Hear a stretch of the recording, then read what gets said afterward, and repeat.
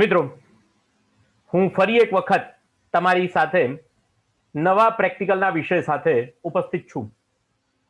ગયા લેક્ચર્સની અંદર આપણે ડેટાને કેવી રીતે એડિટ કરી શકાય, કન્ટેન્ટને, મેટરને કેવી રીતે એડિટ કરી શકાય, કર્સર કંટ્રોલ કમાન્ડ્સ અને સાથે સાથે find and replace, copy, cut, paste અને ગો ટુ આ બધા કમાન્ડની વાત કરી. સાથે સાથે પેજ ફોર્મેટિંગ તરીકે, page setup format, page layout formatting તરીકે પેજની સાઇઝ એને કેવી રીતે એપ્લાય કરી શકાય અને એની સાથે સંકળાયેલા તમામ વિષયો ઉપર, પેજ ફોર્મેટિંગ સાથે સંકળાયેલા તમામ વિષયો ઉપર વાત કરી. માઇક્રોસોફ્ટ વર્ડના સંદર્ભમાં આજે હું તમારી સાથે જે આ પ્રેક્ટિકલમાં જે વાત કરવાનો છું તે મિત્રો કન્ટેન્ટ ફોર્મેટિંગ અંગેની વાત તમારી સાથે કરવાનો છું. મિત્રો, કન્ટેન્ટ એટલે તમે જે પેજના ડોક્યુમેન્ટ અથવા તો તમે જે કંઈ પણ લખ્યું છે, જે મેટર તમે તમારા વર્ડના ડોક્યુમેન્ટમાં લખી છે, એની ફોર્મેશન એટલે કે એનું સુવ્યવસ્થિત ગોઠવણી, રિપ્રેઝન્ટેશન, જેને કહેવાય કે સારામાં સારું દર્શનીય કેવી રીતે થઈ શકે તેની વાત તમારી સાથે આજે મિત્રો હું આ પ્રેક્ટિકલની અંદર કરીશ. તો કઈ કઈ બાબતો કન્ટેન્ટ ફોર્મેટિંગ સાથે સંકળાયેલી છે એનો સૌથી પહેલા એક વખત જરા રિવ્યુ લઈ લઈએ, ત્યાર પછી આપણે એને ડિટેલમાં શીખવાનો પ્રયત્ન કરીશું. કન્ટેન્ટ ફોર્મેટિંગ તરીકે મિત્રો જે સૌથી અગત્યની બાબત છે તે છે ફોન્ટ અંગેની બાબત, પેરેગ્રાફ અંગેની બાબત, સ્ટાઇલ અંગેની બાબત અને સાથે સાથે એના પેજના વ્યૂ અંગેની બાબત, જેને કન્ટેન્ટ ફોર્મેટિંગની અંદર આપણે સમાવવાનો પ્રયત્ન કરીશું. મિત્રો, સૌથી પહેલી જે બાબત જે કન્ટેન્ટ ફોર્મેટિંગની અંદર આવશે તે ફોન્ટ અંગેની આવશે. મિત્રો, ફોન્ટ જે છે તે દરેકે દરેક જે તમે કન્ટેન્ટ લખેલી છે એનો આઉટફેસ કેવો છે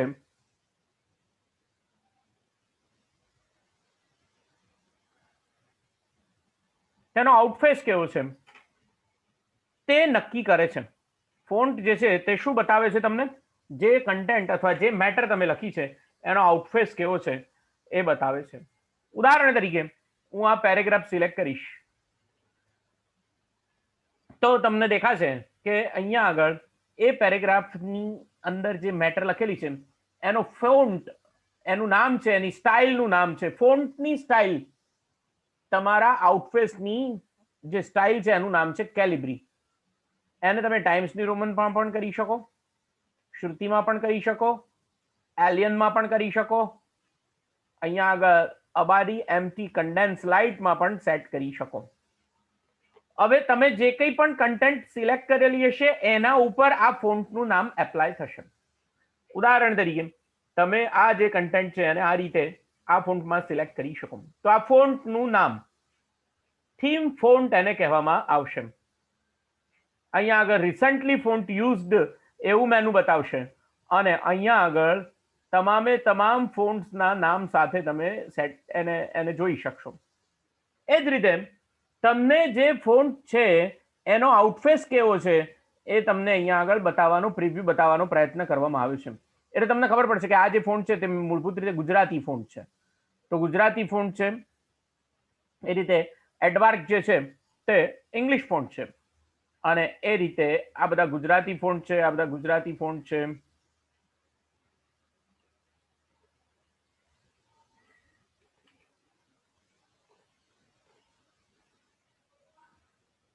Albertus extra bold, Albertus medium, Algerian, alien, Alok Gujarati font છે, અલ્ટો ઇંગ્લિશ ફોન્ટ છે. તે રીતે તમારા કોમ્પ્યુટરમાં નાખેલા જે કંઈ પણ ઇંગ્લિશ અને ગુજરાતી અને હિન્દી ફોન્ટ હશે એ તમને અહીંયા આગળ બતાવવામાં આવશે. પણ સામાન્ય રીતે જે ફોન્ટ છે તે આ તમે અહીંયાથી જે સિલેક્ટ કરો તે થઈ શકે. એની સાઇઝ અંગેની વાત કરીએ તો અહીંયા તમે એની સાઇઝને જોઈ શકો છો. તમે સાઇઝ એની અહીંયા વધારી શકો છો. મેક્સિમમ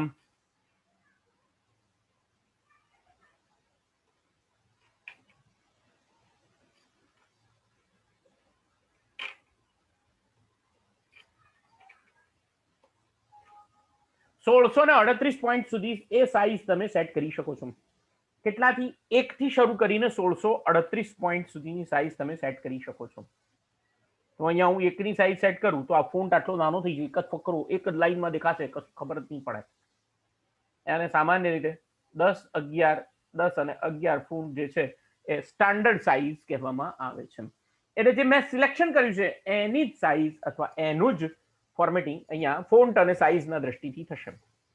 બીજું જે અગત્યનું છે મિત્રો, એ જે અક્ષરો તમે છાપ્યા છે, જે અક્ષરો તમે કન્ટેન્ટ છે, એમાંથી અમુક અક્ષરો જે છે એને તમારે એનલાઇટ કરીને બતાવવાનો, હાઇલાઇટ કરીને બતાવવા હોય તો એના માટે તમને 3 ઓપ્શન મળે છે: બોલ્ડ, ઇટાલિક્સ અને અંડરલાઇન. તો અહીંયા બોલ્ડ એટલે થોડો અક્ષર જે છે એ વધારે 2 વખત છાપવાનો પ્રયત્ન કરશે, બોલ્ડ છપાશે, થોડો જાડો છપાશે.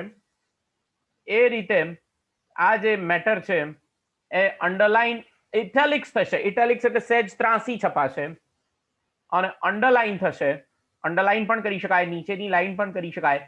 એ રીતે તમે અંડરલાઇન માટેના અહીંયા ઓપ્શન પણ સેટ કરી શકો. કેવી રીતે અંડરલાઇન તમારે કરવી છે, મોર અંડરલાઇન્સ દ્વારા તમે અંડરલાઇન તમારે કેવી કરવી છે અને તમારા અંડરલાઇનનો કલર તમારે કેવો રાખવો છે એ તમે સેટ કરી શકો છો. અહીંયા અંડરલાઇન અને અંડરલાઇનનો જે કલર છે એ તમે કેવો સેટ કરવો છે એ કરી શકો છો. તો આ જે છે તે બોલ્ડ, ઇટાલિક્સ, અંડરલાઇન અને અંડરલાઇનનો કલર, આટલી વસ્તુ અહીંયાથી સેટ કરી શકાય છે. ત્યારબાદ અમુક જે મેટર છે તમે જ્યારે લખો એ વખતે હું અહીંયા એનો ફોન્ટ જરા મોટો કરીને સમજાવવાનો પ્રયત્ન કરીશ. તમે જ્યારે ગણિતની પરિભાષામાં લખો કે 2/5 એમ તમારે લખવાનું છે, તો 2/5 લખવા માટે 5 જે છે તે 2 ની લાઈનમાં આવવા જોઈએ નહીં, એ થોડાક ઉપરની બાજુએ આવવા જોઈએ. તો એ 5ને સિલેક્ટ કરીને તમે અહીંયા ઉદાહરણ તમને આપ્યું છે, એને કહેવામાં આવે છે સુપરસ્ક્રિપ્ટ. ત્યાં ક્લિક કરશો તો 5 જે છે તે 2/5 આ રીતે લખાશે. તો તરત જ ખબર પડશે કે આ 2/5 છે. એ જ રીતે મિત્રો, દાખલા તરીકે ઓક્સિજન છે O2 એમ લખવામાં આવે. ઓક્સિજન છે એને શું લખવામાં આવે? O2. પણ આ 2 જે છે, આ 2 જે છે એ થોડો નીચેની બાજુએ તમારે છપાવવું જોઈએ, તો એને સબસ્ક્રિપ્ટ કહેવામાં આવે. તો અહીંયા આગળ તમે સબસ્ક્રિપ્ટ જે છે એના ઉપર ક્લિક કરી અને તમારો 2 જે છે તે નાનો કરી શકો છો. હવે બરોબર ધ્યાન આપજો. એની શોર્ટકટ કી, સુપરસ્ક્રિપ્ટ માટેની શોર્ટકટ કી છે શિફ્ટ કંટ્રોલ અને પ્લસ, શિફ્ટ કંટ્રોલ અને પ્લસ.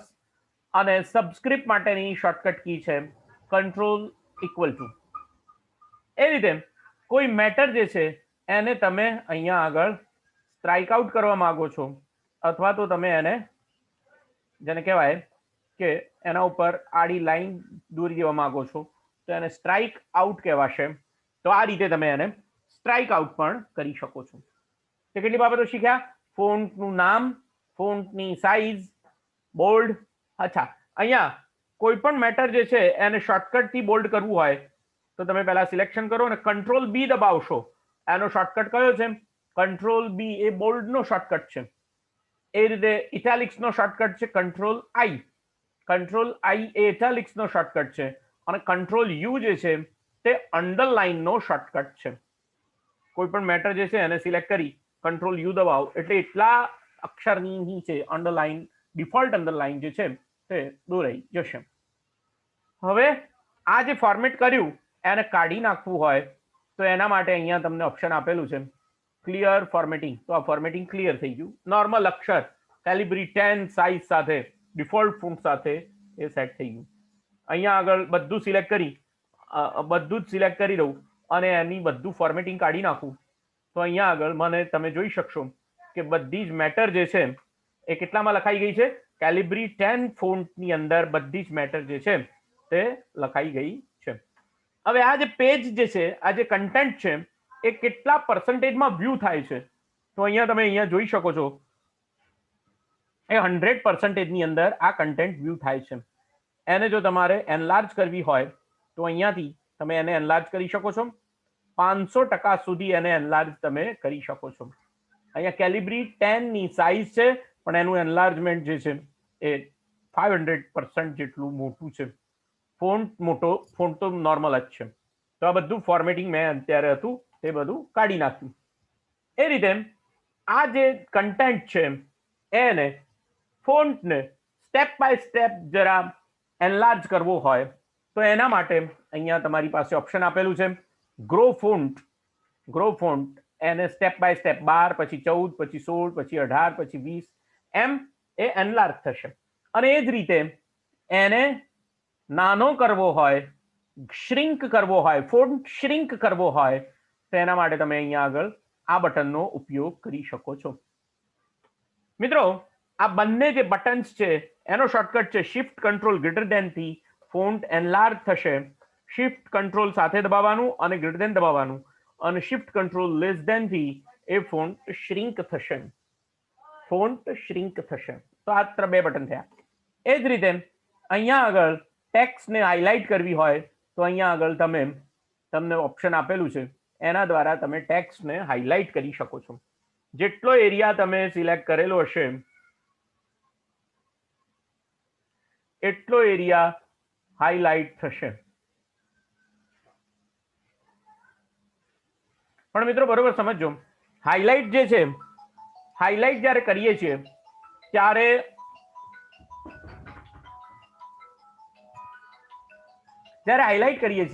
ત્યારે યલો કલર જે છે તે હાઇલાઇટ માટે શ્રેષ્ઠ કલર ગણવામાં આવે છે. અને બીજા બધા કલર જે છે એની અંદર તમને હાઇલાઇટ દેખાશે ખરું, પણ એમાં ફોન્ટનો જે ફેસ છે એ કયા કલરનો છે એના આધારે તમને આ હાઇલાઇટ જે છે પ્રોપર દેખાશે. જો વાદળીની અંદર બ્લેક બરોબર ના દેખાય, ગુલાબીની અંદર બ્લેક બરોબર દેખાય, રેડની અંદર બ્લેક દેખાય, પણ વાદળી હોય તો એની અંદર તમારું ફોન્ટનું ફેસિંગ એ વ્હાઇટ કલરનું હોવું જોઈએ. નો કલર સિલેક્ટ કરશો તો અને અહીંયા કાં તો બધું ફોર્મેટિંગ કાઢી નાખશો અને અહીંયા નો કલર સિલેક્ટ કરી દેશો તો તમારું હાઇલાઇટ ત્યાંથી જતું રહેશે.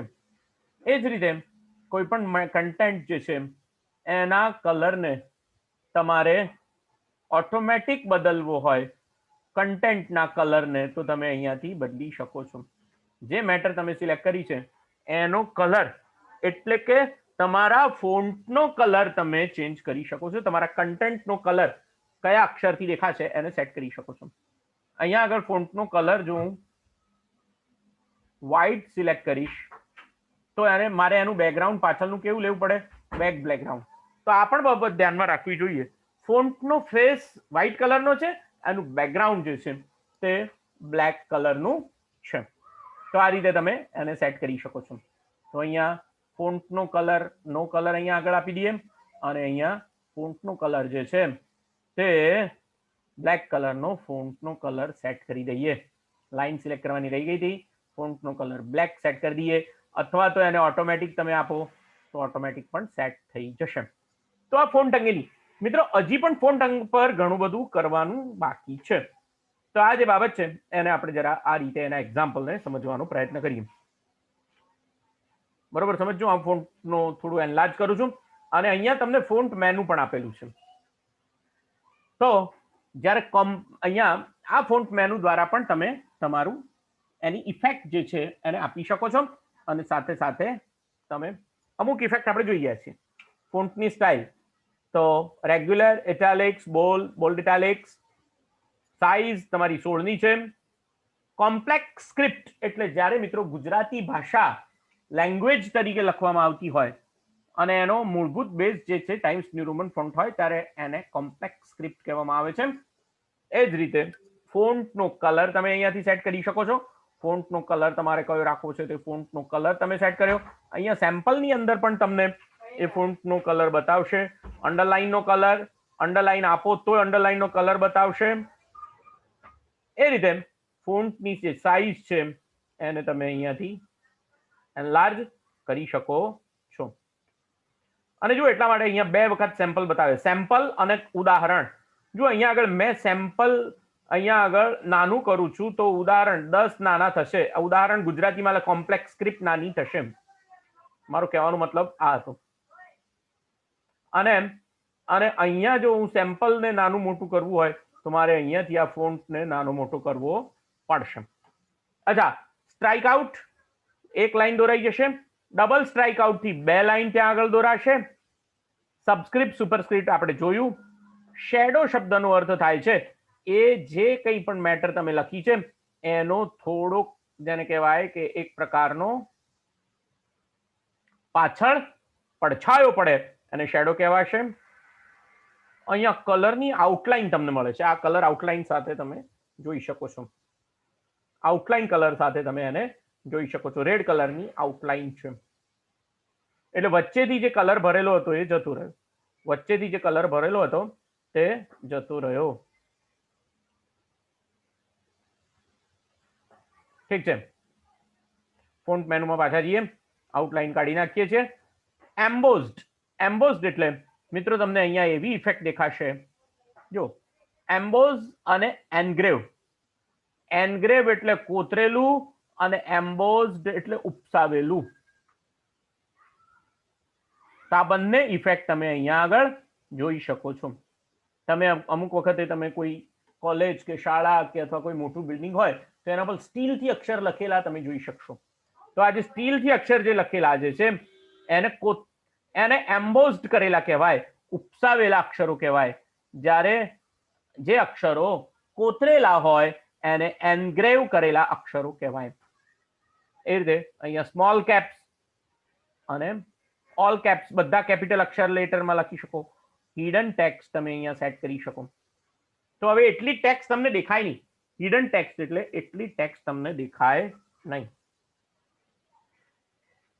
તો આ જે છે તે આઉટલાઈનની વાત થઈ અને હિડન ટેક્સ્ટની વાત થઈ. અહીંયા આગળ મિત્રો બીજી એક વસ્તુ અગત્યની છે, કેરેક્ટર સ્પેસિંગ.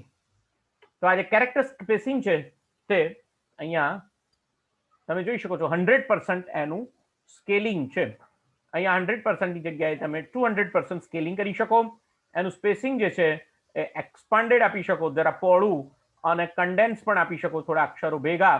કન્ડેન્સ જે છે એ 1 પોઈન્ટ 2 પોઈન્ટ આટલા અક્ષરો ભેગા પણ થઈ શકે અને આટલા અક્ષરો આટલા પોઈન્ટ જે છે તે એક્સપાન્ડ પણ થઈ શકે. ઠીક છે. પોઝિશન રેઇઝડ એટલે ઉપરની બાજુએ, લોવર્ડ એટલે થોડી નીચેની બાજુએ લાઈનમાં, નોર્મલ એટલે બરોબર લીટીની વચ્ચે તમારી મેટર છપાશે. તો આ જે છે તે ફોન્ટ અંગેની મિત્રો વાત મેં તમને કરી, જેનાથી હવે તમે કોઈ બોલ્ડ સિલેક્ટ કરો તો આ બોલ્ડ જરા વધારે સારું લાગે, પણ જો આ બધી મેટર જે છે એક જ લાઈનમાં હોય તો એ ધેટ્સ લુક્સ બેટર. તો આપણે એ પણ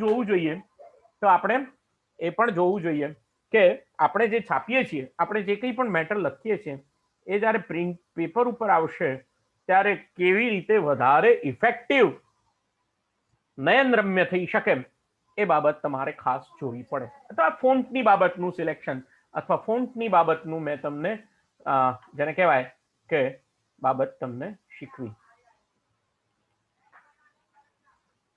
તો આ શું થયું? એક પ્રકારનું કન્ટેન્ટ ફોર્મેટિંગ થયું.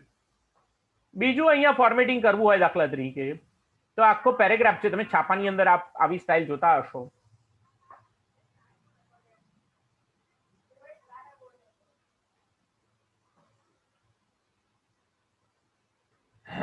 તો અહીંયા ટેક્સ્ટ બોક્સ તરીકે તમે ડ્રોપ કેપ કહેવાશે આને, કેપ ડ્રોપ્ડ. આખો અક્ષર જે છે, પેરેગ્રાફનો પહેલો અક્ષર જે છે તે એકદમ મોટો થયેલો દેખાશે અને એ બરોબર અંદર સમાઈ ગયેલો હશે, અને આખો જે પેરેગ્રાફ છે એ બાકીની લાઇન્સમાં તમે છાપેલો જોઈ શકશો. તો એને કઈ ફેસિલિટી કહેવામાં આવશે? એને ડ્રોપ કેપ ફેસિલિટી કહેવામાં આવશે. ડ્રોપ કેપિટલ એટલે જો આ રીતે પણ છાપી શકાય, ડ્રોપ્ડ પણ છાપી શકાય, અને આ રીતે પણ તમે એને નન પણ તમે આપી શકો. તો આ જે છે એ તમારા ડ્રોપ કેપની ફેસિલિટી થઈ. મિત્રો બીજી બહુ અગત્યની વાત અહીંયા હું જે તમને હવે કરવા જઈ રહ્યો છું તે પેરેગ્રાફના ફોર્મેટિંગ અંગેની વાત કરવા જઈ રહ્યો છું. પેરેગ્રાફ એટલે મિત્રો બરોબર ધ્યાન આપજો, પેરેગ્રાફ એટલે ફકરો. મિનિંગફુલ જે સેન્ટેન્સીસ છે તે મિનિંગફુલ સેન્ટેન્સીસ માટે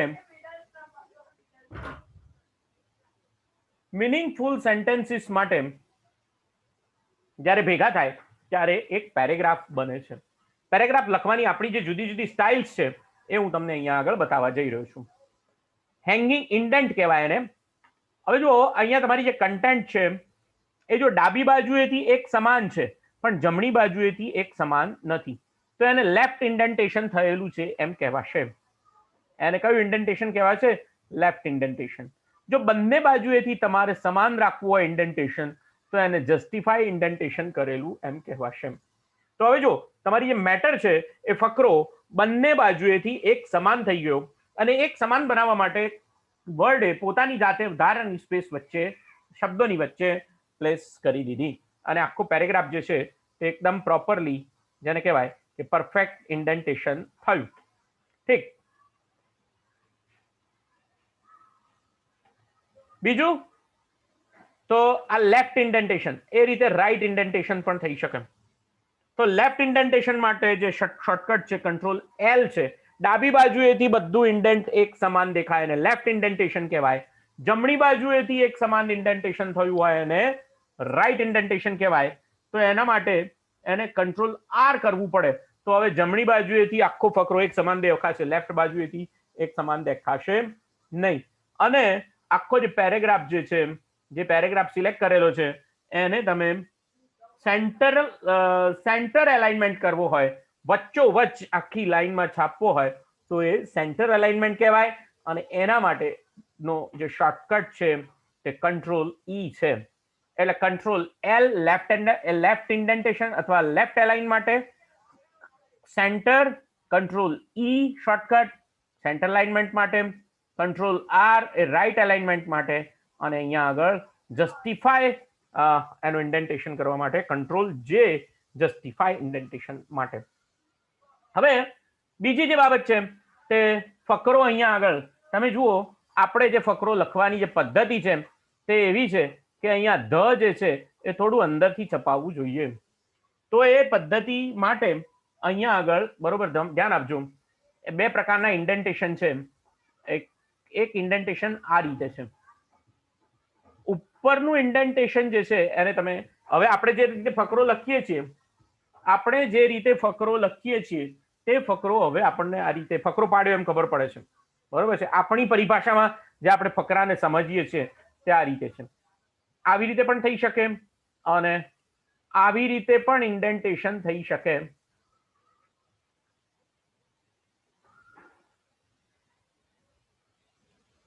આને હેંગિંગ ઇન્ડેન્ટ કહેવાય છે. ફકરો બ્રિટિશર્સની સ્ટાઇલ આપણે અપનાવીએ છીએ, અમેરિકનની સ્ટાઇલ આ રીતે છે. આ હેંગિંગ ઇન્ડેન્ટ, આ ફકરો જે છે તે ફકરો પહેલેથી જે છે તે આ રીતે સેટ થયેલો હશે. તો પહેલો ફકરો, પહેલી લાઈન બહાર નીકળેલી હશે, બાકીની બધી લાઇન્સ જે છે તે અંદર લખેલી હશે. બ્રિટિશ સ્ટાઇલ પ્રમાણે આ ફકરાનું આ પેરેગ્રાફ જે છે તે પાડ્યો એમ કહેવાશે. બીજી વસ્તુ અગત્યની છે, આ જે મેટર લખેલી છે એ બે લાઇન્સ વચ્ચે તમારે કેટલી જગ્યા રાખવાની છે અને એના પેરેગ્રાફ વચ્ચે કેટલી જગ્યા રાખવાની છે એનું પણ સેટિંગ આપણે કરેલું અહીંયા કરવું પડે. તો અહીંયા જો હું ફોર્મેટિંગ બધું કાઢી નાખું છું, ફરીથી હું જેટલા પેરેગ્રાફ સિલેક્ટ કરીશ એ દરેકની અંદર આ મારું ઇન્ડેન્ટ બદલી નાખીશ, તો હેંગ ઇન્ડેન્ટ વાળો મારો પેરેગ્રાફ થઈ જશે. હેંગ ઇન્ડેન્ટ વાળા પેરેગ્રાફની અંદર મારે લાઈન વચ્ચેની જગ્યા 1 પોઈન્ટ, 1.15 પોઈન્ટ, 1.5 પોઈન્ટ, એટલે જો આ લાઈન, બે લાઈન વચ્ચેની જગ્યા વધી ગઈ. અહીંયા 2 લાઈન, અહીંયા 2.5 લાઇન્સ, અહીંયા 3 લાઇન્સ, 3 લાઇન્સ. તો એક લાઈન છપાય એની વચ્ચે 2 લાઈન જગ્યા છોડી દેવાની, અને 3 પોઈન્ટ એમ કહેવામાં આવશે. અહીંયા આગળ આપણે 1 પોઈન્ટ લાઈન રાખીએ છીએ, નોર્મલ કહેવાય એને. એ જ રીતે બે પેરેગ્રાફ્સ વચ્ચે એડ સ્પેસ બિફોર પેરેગ્રાફ, પેરેગ્રાફમાં જે પેરેગ્રાફ પડે એના કરતા પહેલા જગ્યા છોડવી હોય તો એડ સ્પેસ બિફોર પેરેગ્રાફ અને એડ સ્પેસ આફ્ટર પેરેગ્રાફ. પેરેગ્રાફના ઉપર અને પેરેગ્રાફના નીચે એમ બંને ઠેકાણે તમે જગ્યા રિમૂવ પણ કરી શકો, ઉમેરી પણ શકો, એડ અને રિમૂવ આફ્ટર ધ પેરેગ્રાફ, એમ બંને રીતે પણ તમે સેટ કરી શકો. હવે અહીંયા જે ઇન્ડેન્ટેશન છે એ બંને બાજુનું ઇન્ડેન્ટ, અહીંયા કંટ્રોલ જે હું આપીશ, અહીંયા કંટ્રોલ જે આપીશ એટલે બધું એક સાથે અલાઇન થઈ જશે.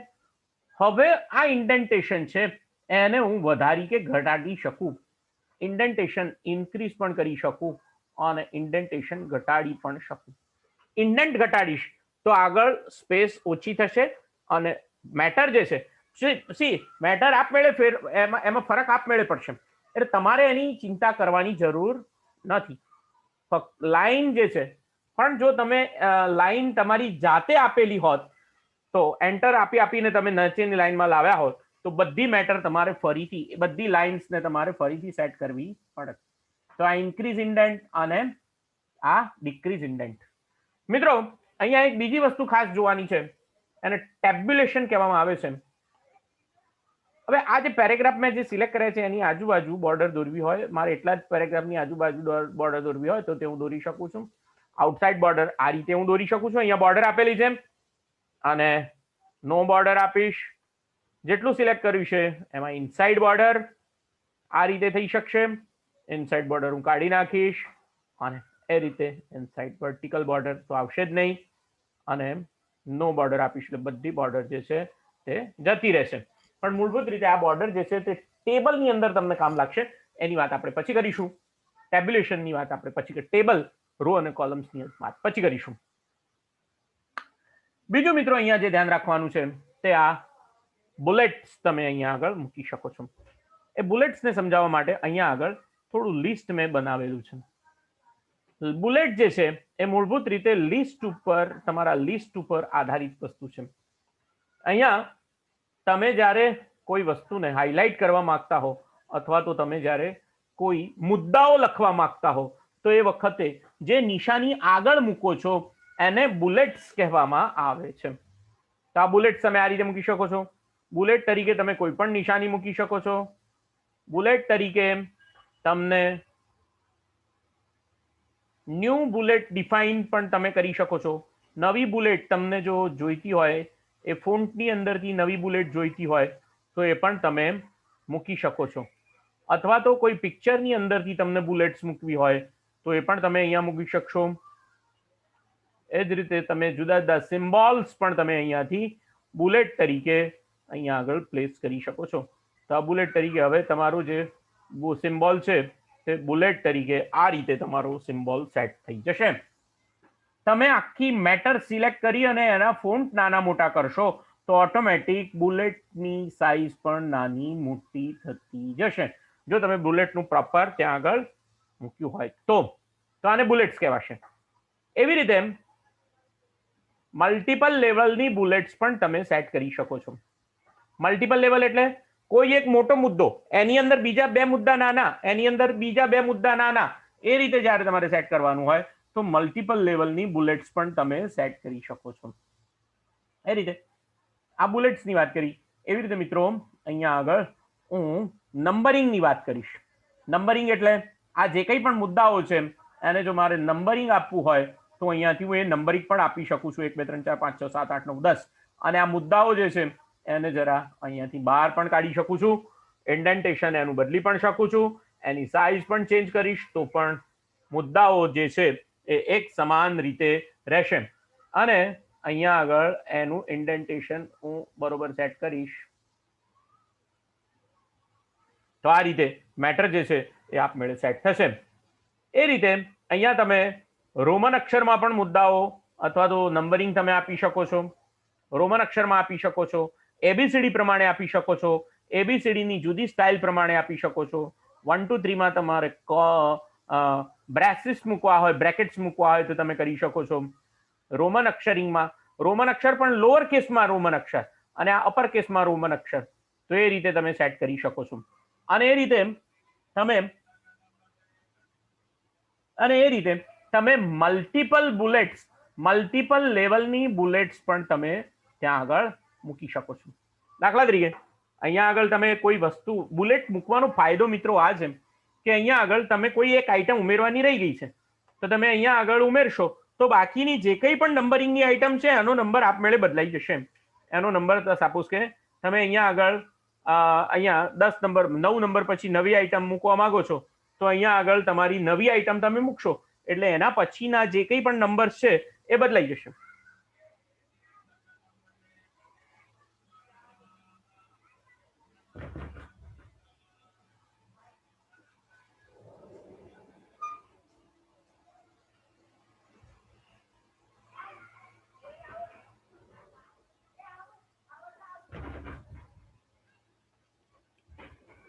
મમ્મીના ફોનથી મમ્મીને સીતા મમ્મીને ફોન કરી દે. પપ્પા પીરિયડ લે છે પછી ફોન કરે છે. હો તો આ નંબરિંગ મૂળભૂત રીતે કોઈ તમે લાઈન તમે કાઢી નાખો, કોઈ લાઈન તમે કાઢી નાખો તો પણ એનું નંબરિંગ જે છે નીચેનું એ આપમેળે બદલાઈ જશે. તો આ નંબરિંગ જે છે અને મલ્ટિપલ લેવલનું નંબરિંગ એટલે કે દાખલા તરીકે આ પહેલો મુદ્દો છે, એની અંદર તમારે કોઈ નવો મુદ્દો સેટ કરવો છે, તો અહીંયા તમે ટેબ દબાવશો તો હવે નંબરિંગમાં મલ્ટિપલ લેવલનું નંબરિંગ થશે. મલ્ટિપલ લેવલનું નંબરિંગ થશે. 1A 1 1 પછી એમ 1 1 એમાં કંઈક લખ્યું 2 3 4 5. હવે 2 ની અંદર 6 મુદ્દા થઈ ગયા, અરે 1 ની અંદર 6 મુદ્દા થઈ ગયા. એ રીતે હવે 2 ની અંદર જો મારે મુદ્દાઓ પાડવા હોય, 2 ની અંદર જો મારે મુદ્દાઓ પાડવા હોય તો એટલે પહેલા મુદ્દાના 2, બીજાના 4. તો આ રીતે તમે મલ્ટિપલ લેવલનું નંબરિંગ તમે કરી શકો છો. અહીંયા મલ્ટિપલ લેવલનું નંબરિંગ કરી શકો છો. મિત્રો એ રીતે બીજું એક તમને બતાવું કે આ નંબરિંગની અંદર જ્યારે તમે કોઈ નંબરિંગ આપ્યું અને હવે તમારે 8 નંબરથી, હવે આ તમારો જે 9 નંબર છે ત્યાંથી ફરીથી તમારે નંબરિંગ કરવું છે, તો તમે આને નંબર રિસ્ટાર્ટ પણ આપી શકો છો. કન્ટિન્યુઅસ લેવલનું નંબરિંગ કરવાની જરૂર નથી. એને તમે નવું નંબરિંગ પણ તમે આપી શકો છો.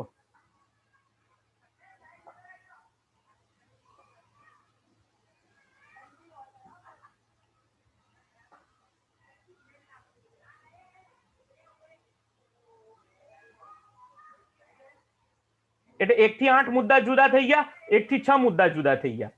તો આ રીતે તમે મલ્ટિપલ લેવલનું નંબરિંગ કરી શકો છો. તો આ જે પેરેગ્રાફના જે ટૂલ બાર્સ છે એ મેં તમને સમજાવવાનો પ્રયત્ન કર્યો. અહીંયા પેરેગ્રાફ મેનુ જે છે એને જરા વધારે સારી રીતે હું તમને અહીંયા સમજાવવાનો પ્રયત્ન કરું છું. અહીંયા ઇન્ડેન્ટ્સ એન્ડ સ્પેસિંગ, એમાં alignment left, outline level, body of text, indentation left 0, right 0. કારણ કે મારું કર્સર અહીંયા પડેલું છે. જુઓ હવે અહીંયા હું અહીંયા આગળ ફર્સ્ટ પેરેગ્રાફમાં જતો રહીશ તો મારું પેરેગ્રાફનું સેટિંગ બદલાઈ ગયેલું જોવા મળશે. જો અહીંયા 5 પોઈન્ટ થઈ ગયા, હેન્ડિંગ ઇન્ડેન્ટ 5 પોઈન્ટ થઈ ગઈ, અને આ ફર્સ્ટ લાઇનની ઇન્ડેન્ટ પણ 5 પોઈન્ટ રાખવી હોય, અહીંયા હું ઓકે આપીશ તો અહીંયા હવે મારી ઇન્ડેન્ટ જે છે એ અથવા તો પેરેગ્રાફની સ્ટાઇલ જે છે એ મારી બદલાઈ જશે. એને ફર્સ્ટ લાઇન ઇન્ડેન્ટેશન કહેવામાં આવશે. બરાબર? એ રીતે મિરર ઇન્ડેન્ટેશન કરવું હોય તો મિરર ઇન્ડેન્ટેશન થઈ શકે. લાઇન સ્પેસિંગ બિફોર અને આફ્ટર કેટલી લાઇન સ્પેસિંગ છોડવી છે એ પણ થઈ શકે. લાઇન સ્પેસિંગ એક મલ્ટિપલ એક્ઝેક્ટલી તમારે 12 પોઈન્ટ 10 પોઈન્ટ 11 પોઈન્ટ તમારી લાઇનને વધારે ભેગી કરી દેવી હોય તો પણ એ તમે આ પેરેગ્રાફ માટે કરી શકો. મેં પેરેગ્રાફ સિલેક્ટ નતો કર્યો છતાં પણ એ પેરેગ્રાફ પર જ એપ્લાય કરવામાં આવશે. આ જે છે તે પેરેગ્રાફ ઉપર સિંગલ લાઇન સ્પેસિંગ કરવામાં આવશે. અહીંયા હું ઓકે આપીશ એટલે હવે મારી લાઇન્સ ફરી પાછી એઝ ઇટ ઇઝ જેમ હતી તેમ પાછી મારી લાઇન્સ થઈ જશે. તો આ શું કર્યું મેં? પેરેગ્રાફ ઉપર સેટિંગ કર્યું. એ જ રીતે મિત્રો, don't add space between paragraph of the same style.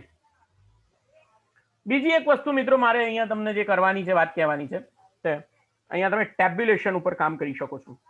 અહીંયા દાખલા તરીકે તમારે કોઈ ટેબ્યુલેશન ફોર્મમાં ડેટા તમારે બનાવવો હોય તો અહીંયા દાખલા તરીકે સિરિયલ નંબર એક ટેબ્યુલેશન થઈ ગયું. અહીંયા સિરિયલ નંબરનું એક ટેબ્યુલેશન થઈ ગયું. બીજું ટેબ સ્ટોપ જે છે એ મારું અહીંયા આવ્યું અને ત્યાં હું એમ લખીશ કે name of company, name of company. અને ત્રીજું ટેબ્યુલેશનનું જે છે એમાં મેં લખ્યું પ્રોફિટ. બરોબર છે. હવે બરોબર ધ્યાન આપજો, મૂળભૂત રીતે ટેબ્યુલેશન બાય ડિફોલ્ટ ટેબ્યુલેશન જે છે તે 0.5 ઇંચનું છે. એટલે મારું કર્સર હું અહીંયા ટેબ કી દબાવીશ તો 0.5 એટલી જેટલી ખસશે. 0.5 ઇંચ જેટલી ડિફોલ્ટ ટેબ્યુલેશન 0.5 ઇંચ જેટલું થશે. પણ અહીંયા મારું જે ટેબ્યુલેશન છે એ 1 ઇંચનું કરવું છે. તો અહીંયા આગળ હવે બરોબર ધ્યાન આપજો, આ લાઇન્સને હું સિલેક્ટ કરી દઈશ અને પેરેગ્રાફમાં જઈ અને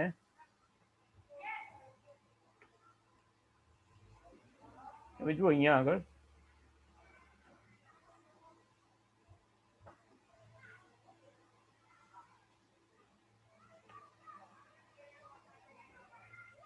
રાઈટ ઇન્ડેન્ટ થઈ ગયું.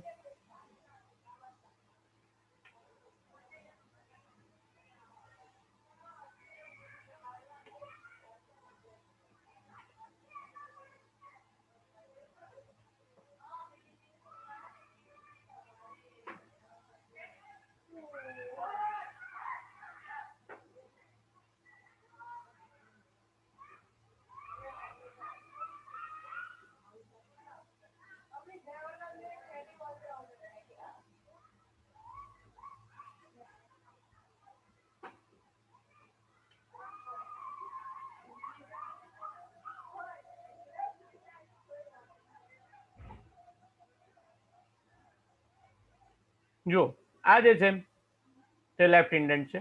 મારે શરૂઆત સૌથી પહેલા અહીંયાથી કરવાની છે. એટલે હું આને સિલેક્ટ કરીશ લેફ્ટ ઇન્ડેન્ટ અને અહીંયા મૂકીશ. એટલે આ પહેલું મારું લેફ્ટ ઇન્ડેન્ટ થઈ જશે. તો અહીંયા એક લેફ્ટ ઇન્ડેન્ટ આવ્યું. બીજું લેફ્ટ ઇન્ડેન્ટ જે છે તે અહીંયા 3 ઇંચ ઉપર મૂકીશ. એટલે મારું લેફ્ટ ઇન્ડેન્ટ અહીંયા આવી જશે. અને હવે હું જે કંઈ પણ લખીશ સિરિયલ નંબર 1, હવે હું ટેબ અહીંયાથી આ ટેબ સ્ટોપ કાઢી નાખું છું. આ ટેબ સ્ટોપ કાઢી નાખ્યું. હવે મારું સીધું જ કર્સર નેમના બરાબર નીચે આવીને ઊભું રહેશે. Name of company Asian tiles અને એનો પ્રોફિટ મારે અહીંયા બતાવવો છે. અને એનો પ્રોફિટ મારે અહીંયા બતાવવો છે 10,25,333.00 અને આને હું રાઈટ ઇન્ડેન્ટ કરી રાખીશ. ઓકે, એ રીતે 2 નંબર અહીંયા બીજી કોઈ કંપનીનું નામ અને અહીંયા આગળ સીધું મારું ટેબ ઇન્ડેન્ટ બદલાઈ ગયું. હવે જુઓ, આને હું સિલેક્ટ કરીશ તો મારું ટેબ ઇન્ડેન્ટ પેરેગ્રાફની અંદર જઈ અને પેરેગ્રાફની અંદર જઈને ટેબ ઇન્ડેન્ટ જો જોઈશ તો 1, 3 અને 4 ઉપર મારું ટેબ ઇન્ડેન્ટ છે. 1, 3 અને 4 ઉપર ઇન્ડેન્ટ છે. આ જે 4નું ઇન્ડેન્ટ છે, 4નું જે ઇન્ડેન્ટ છે એને જો મારે રાઈટ સેટ કરવું હોય તો એને હું રાઈટ સેટ કરી શકીશ. અહીંયા ઓકે આપીશ એટલે આ ઇન્ડેન્ટ જે છે એ મેટર જે છે તે રાઈટ થઈ જશે 10,000. ઓકે, તો આ રીતે ટેબ્યુલેશન ફોર્મમાં મારે જ્યારે કોઈ ડેટા લખવો હોય તો આ રીતે હું ઇન્ડેન્ટ સેટ કરીને મારું કામ કરી શકું. મારું કામ જે છે તે કરી શકું છું. તો આ ટેબ્યુલેશન ફોર્મની વાત થઈ. એ રીતે લાઇન સ્પેસિંગ એન્ડ પેજ બ્રેકની અંદર તમે વિડો અને ઓર્ફન કંટ્રોલ મળે છે.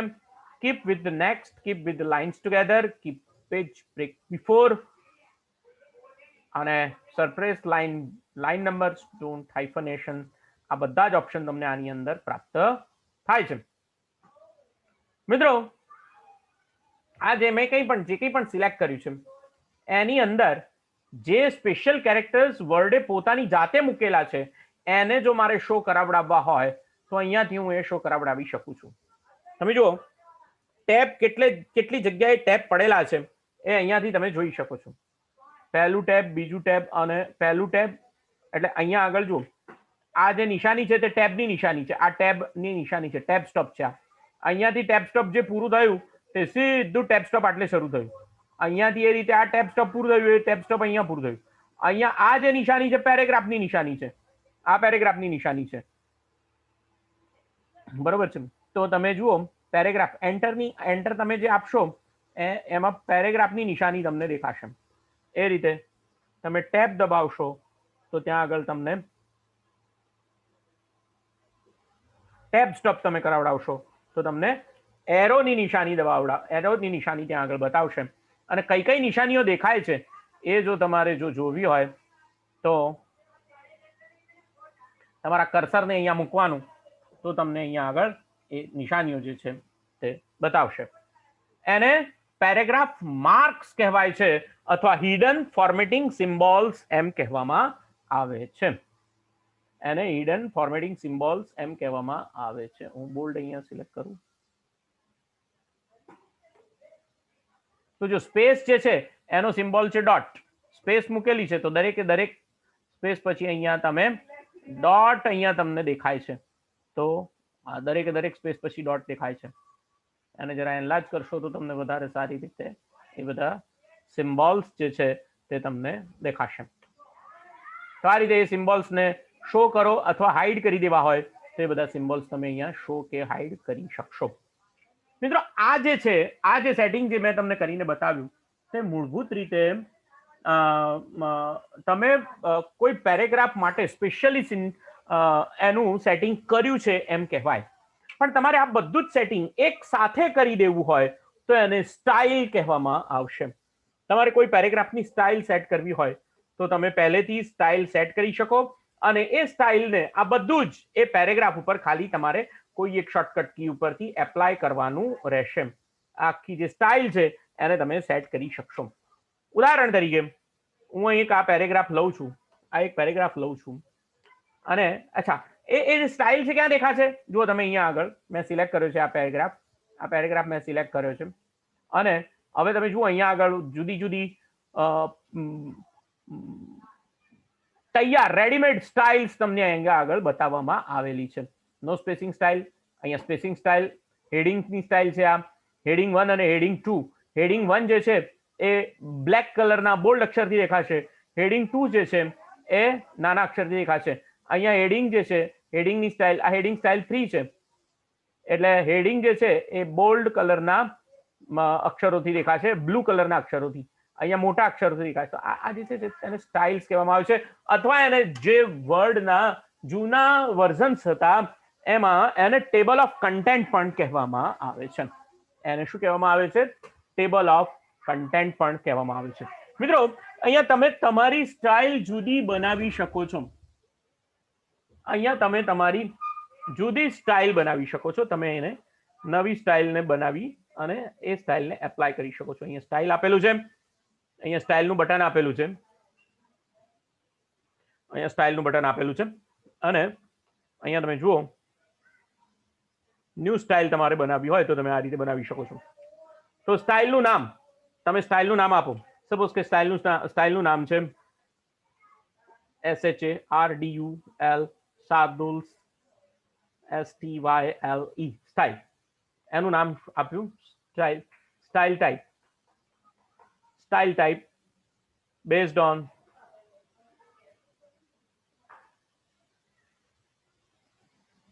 શાર્દુલ સ્ટાઇલ. હવે એનું ફોર્મેટિંગની અંદર એનો તમારે અક્ષર કયો રાખવાનો છે? મંગલ CS.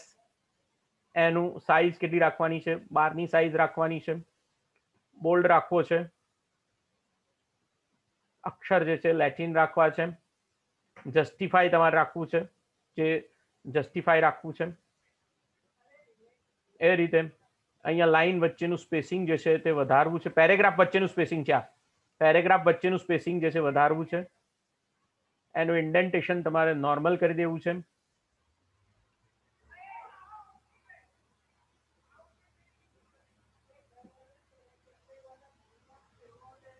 તમારા કેરેક્ટરનો જે અક્ષર છે એ તમને બદલાઈ જાય એટલા માટે હું અહીંયા બતાવું છું. આનો જે અક્ષર છે રેડ કલરથી આપણે કરી દઈશું. અહીંયા મોર કલર્સની અંદર જશો તો તમને સ્ટાન્ડર્ડ કલર્સ પણ બતાવશે અને કસ્ટમ કલર્સ પણ બતાવશે. તમારે કોઈ કલરનું કોમ્બિનેશન કરીને નવો કલર બનાવવો હોય તો એ પણ સેટ થઈ શકશે. એ જ રીતે આ ડોક્યુમેન્ટની અંદર જ તમારી સ્ટાઇલને સેટ કરો.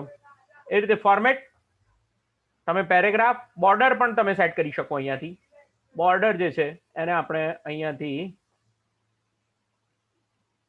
ડબલ બોર્ડર આ રીતે સેટ કરી દઈએ, અને એ પણ બોર્ડરનો કલર જે છે એ આસમાની કલરની બોર્ડર સેટ કરીએ.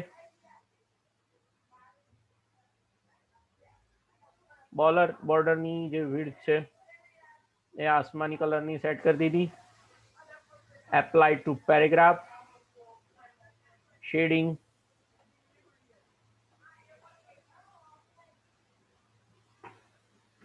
નો કલર્સ. ઓકે. ફોર્મેટ મેનુમાં જઈને તમે લેંગ્વેજ સેટ કરી શકો. ફોન્ટનું ઓપ્શન તમે આખું સેટ કરી શકો. આઉટલાઇન, આ મેં તમને જુદું જુદું જે બતાવ્યું, અહીંયા આખી તમારી સ્ટાઇલ ક્રિએટ થાય છે. શાર્દુલ સ્ટાઇલ ક્રિએટ થાય છે. અહીંયા ટેબ, તમે ટેબ્યુલેશન આપી શકો. પેરેગ્રાફ, તો પેરેગ્રાફની અંદર તમે એમ કહો કે ભાઈ મારે ડબલ લાઇન સ્પેસિંગ જોઈએ છે. આફ્ટર અને બિફોરમાં કોઈ પોઈન્ટ મારે જોઈતા નથી. Don't add space between two paragraph. પણ મારી લાઇન સ્પેસિંગ 1.5 નું જોઈએ છે મારે, તો આ મારું 1.5 નું અમારું ટેક્સ્ટ સ્પેસિંગ થઈ ગયું. એ રીતે બોર્ડર મેં આપી દીધી. ટેબ્યુલેશનની જરૂર નથી. ફ્રેમિંગ આપવું છે મારે, તો ના, ફ્રેમિંગ નથી આપવું મારે.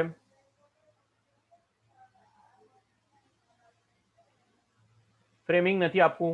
નંબરિંગ મારે અત્યારે કરવું નથી.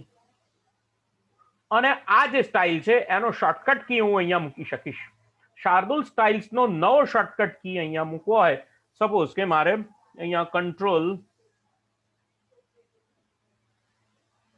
ઓલ્ટર 1 મારી સ્ટાઇલ જે છે એનું નામ મેં ઓલ્ટર 1 એવો શોર્ટકટ મૂક્યો.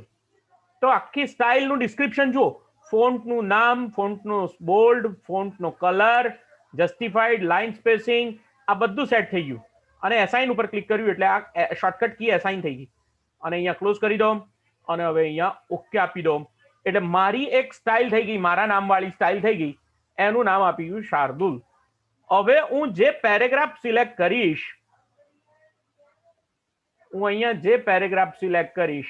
અને ઓલ્ટર 1 દબાવીશ, ત્યાં આગળ મેં જે કંઈ પણ સ્ટાઇલ સેટ કરી હતી એ આખી સ્ટાઇલ એ જે તે પેરેગ્રાફ ઉપર એડ થઈ જશે. અને એને ટેબલ ઓફ કન્ટેન્ટ કહેવામાં આવે. એને શું કહેવામાં આવે? ટેબલ ઓફ કન્ટેન્ટ કહેવામાં આવે. હું જેટલી લાઇન્સ ઉપર સિલેક્ટ કરી, ઓલ્ટર 1 દબાવીશ, એ લાઇન માટે, એ પેરેગ્રાફ માટે, આખા પેરેગ્રાફમાં બધું આ સેટિંગ થઈ જશે. તમે પ્રિન્ટ પ્રિવ્યુ જોશો તો તમને દેખાશે.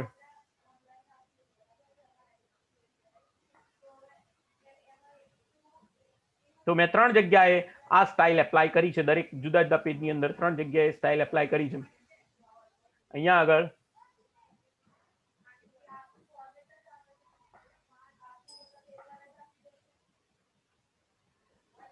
હું કોઈ એક પેજની અંદર મૂકી, ખાલી કર્સર મૂકીને ઓલ્ટર 1 દબાવીશ, તો પણ જે તે પેરેગ્રાફ બનાવેલો હશે એ પેરેગ્રાફ ઉપર આ સ્ટાઇલ જે છે તે એપ્લાય થઈ જશે.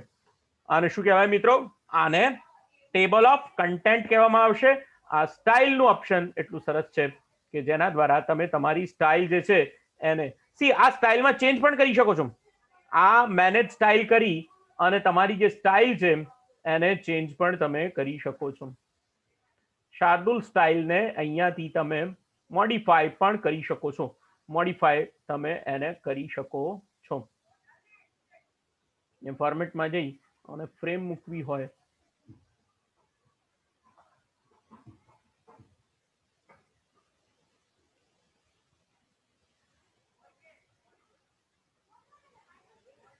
તો આ રીતે તમે એને ફરીથી એ સ્ટાઇલની અંદર ચેન્જ પણ કરી શકો છો. તો તમારે એમાં શોર્ટકટ બદલવાની જરૂર રહેશે નહીં. એ સ્ટાઇલની અંદર તમે દાખલા તરીકે કલર જે છે એ બદલી નાખો કેરેક્ટરનો, અને ઓકે આપી દો. અને હવે ઓકે આપી દો તો હવે તમારી કલર સ્ટાઇલ બદલાઈ ગઈ. જે જગ્યાએ તમે એ સ્ટાઇલ એપ્લાય કરી હતી તે દરેક જગ્યાએ એ કલર જે છે તે બ્લુ થઈ જશે. તો મિત્રો આ જે છે તે તમારી સ્ટાઇલ, અથવા તો એને કહેવાય ટેબલ ઓફ કન્ટેન્ટ. અને આ જે બાબત છે તે તમારા કન્ટેન્ટ ફોર્મેટિંગ અંગેની બાબત મેં તમને એકચ્યુઅલી બતાવી. તો ફોન્ટ, પેરેગ્રાફ, સ્ટાઇલ અને ડ્રોપ કેપ, આટલી વસ્તુઓ મેં તમને આ પ્રેક્ટિકલની અંદર બતાવવાનો પ્રયત્ન કર્યો છે. મને આશા છે કે મેં આ જે કંઈ પણ તમને બતાવ્યું એ તમને ખ્યાલ આવી ગયો હશે. પ્રેક્ટિકલ કરવા માટે હું તમને થોડી એક્સરસાઇઝ પણ આપીશ આ બાબત અંગેની. હવે ધીમે ધીમે એક્સરસાઇઝ આપીશ અને એક્સરસાઇઝ પ્રમાણે તમારે કરવાનો પ્રયત્ન કરવાનો રહેશે. તો અહીંયા આગળ મારી વાતને હું પૂરી કરું છું. મને આશા છે કે તમને આ બાબતે વધારે ખ્યાલ આવી ગયો હશે. અને સ્વસ્થ રહેજો. ફરી એક નવા વિષય સાથે નવા લેક્ચરમાં આપણે ફરી પાછા મળીશું. અસ્તુ.